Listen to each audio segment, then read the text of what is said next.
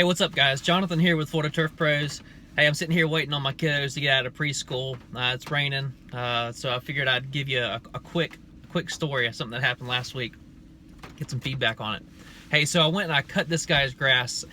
He'd always been kind of a tough customer. I'd actually considered dropping him at the end of last year.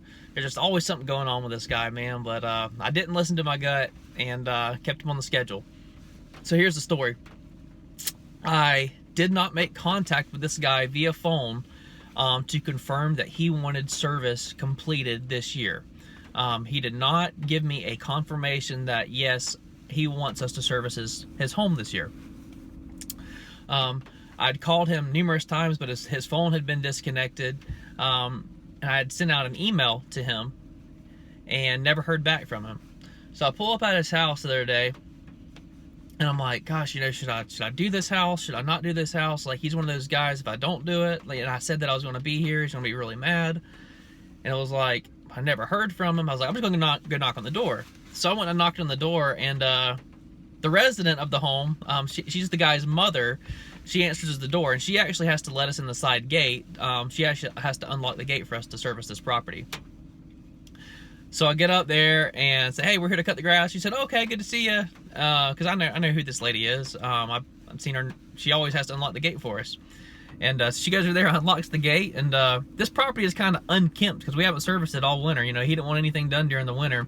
So it's definitely that first cut of the season where we got to put in a little extra effort. So my brother's working with me. So my brother, he was there with me, and I was kind of telling him the backstory on this guy. So we get there and do a great job on the property, man. I get home, and like 3 hours later, I get an email from the guy.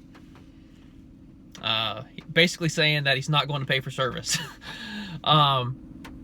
He said, the yard looks fantastic, thanks for cutting it. But I didn't confirm that I wanted you to come out, so I'm not going to pay for it. So one side of me is like, you should have absolutely got confirmation before you cut his yard. Then the other side of me is like, dude, you literally sent me an email from the email that I sent to you telling you we were coming to your property this week. Literally telling you we were coming to your property, and you didn't have, the nerve to tell us that, we shouldn't come. I don't know if he was trying to sneak a service in or what. And then I started thinking about it, and I was like, and the resident that lived there told us to go ahead and service the property. She unlocked the gate. So I was kind of just like, man, you've got to be kidding me, And I do, guys. I legitimately try to put myself in the client's position, and I try to see it from their perspective. So I guess I should have gotten complete authorization from this guy beforehand. But then again, I think if I'm in his shoes, in that situation, what I do is, whenever I receive the email from the lawn service saying they're coming next week, I respond and say, I don't want you to come. And then certainly, if my mom lets them come in and cut the grass, I'm going to man up and at least pay for the service that was performed. But that's just me. That might not be everybody, What would you do in that situation, if your mom had told them to go ahead and cut the grass and you didn't reply to an email that your lawn service sent? I mean, what would you do? I know what I would do in that situation. But anyways, what are your thoughts on it? I'd like some feedback. I have a letter that I drafted up last year for people who were no payers. This guy was grandfathered in before we started requiring credit cards on file. So I was not able to just charge a credit card. But I do have a letter that I had sent out to clients last year who tried to be no payers, and it worked really, really well. It's a firm letter. It's a very well worded letter.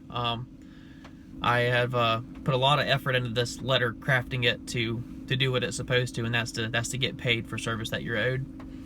I'm debating on whether or not I need to send that to him. I might share that letter with you actually, if you ever need to use it for no paying clients. It gets the job done. But What are your feedback, guys? What would you do in that situation? And oh, I wanted to say, Brian from Brian's Lawn Maintenance has a fantastic idea. He actually gets confirmation. He sends out a letter via mail, snail mail, and actually has people check off that they want to begin service. I think that's a great idea. Unfortunately, you know, I'd already contacted all my customers via old school, you know, the phone line, before I had a chance to implement that. But moving forward in 2018, I'm going to work on that in the off season, and that's going to be something that we're going to implement next year to keep this from happening. But what are your thoughts? What would you do in that situation, guys? If you were that guy, would you not pay, or would you pay? I think this all boils down to communication. All right, let me know your thoughts on it. Y'all have a good day. God bless.